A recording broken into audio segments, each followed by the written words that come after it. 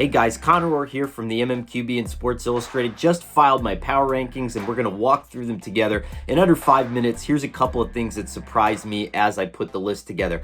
I have the Indianapolis Colts at number 16, despite the fact that they're 500 and they just lost to the Texans this past weekend. Here's why.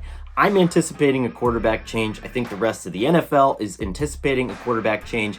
If you take Anthony Richardson's 69-yard touchdown in the first half out of the fold, he was 1 of 14 for 12 yards. He is struggling. He has one of the lowest completion percentages in modern NFL history at this point, and he tapped out of a game because he was tired. I'm not blaming Richardson. However, I think the team needs to course correct a little bit. He struggled in those 2-minute situations that could have gotten the Colts back into the game, at least a game-tying field goal. And yes, he is incredibly talented when everything's working, but Joe Flacco is going to be a little bit more consistent, at least help the Colts get back onto solid ground here and compete in the division because Houston's not running away from this thing, which brings me to my next point.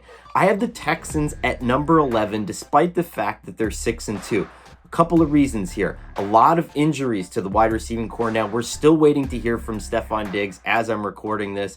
Is he hurt? Went down with that non-contact injury and there's been radio silence ever since. And another reason here, that left guard spot for the Texans has kind of been a turnstile, right? And we saw a lot of pressure coming from that Colts defense. CJ Stroud was under pressure, something like 20 for his first 25 or 26 dropbacks in that game. That's not going to get any better. He's been one of the most pressured quarterbacks over the last 2 weeks in the NFL season, and while he handles pressure better than a lot of other quarterbacks, that is going to mount at some point, right? And teams are going to start experimenting. They're going to start loading those gaps, and I think that there's going to be some trouble on the horizon for the Texans. Good for them, though, for building in a little bit of that win advantage so that a couple of losses don't absolutely kill them here. I also have the Rams at number 15. Definitely going to hear a lot of gripes for this one. They're at 3-4. However, this offense looked awesome with Cooper Kupp and Puka Nacua back in the offense together for the first time. A 61% success rate in the passing game. They were the 4th most efficient offense in Week 8. And just like that, the switch flips, right? Sean McVay again. Matt Stafford is Matt Stafford again. And we can't ignore the fact that this team went on a huge run at the end of last season and is very capable of doing the same for this year. One more thing here to look at. The back end of the power rankings are an absolute mess. We have 6 teams that are sitting back there at 2-6. And I went through them again this morning wondering, can any of them make a run at this point? Can any of them turn the season around and get back into the playoff conversation? Because there's a lot of mediocrity here. But when you look at it, some of the teams that are the best, some of the most talented teams, at least on paper, have some brutal schedules coming up. We have the Jacksonville Jaguars, right?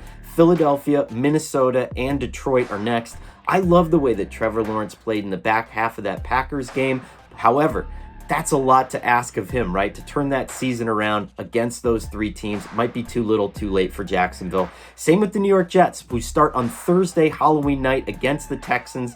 Now, Houston is injured, just like we talked about, but is that defense too strong for Aaron Rodgers and that offense, Jets offense that couldn't beat the Patriots last week, right? And that game came down to the final minutes. The Jets certainly didn't have the strength there, but they have Houston. They go to Arizona, which is another really difficult game, in Indianapolis, which, to bring it full circle, what if they have Joe Flacco at quarterback? I think that Colts team is better.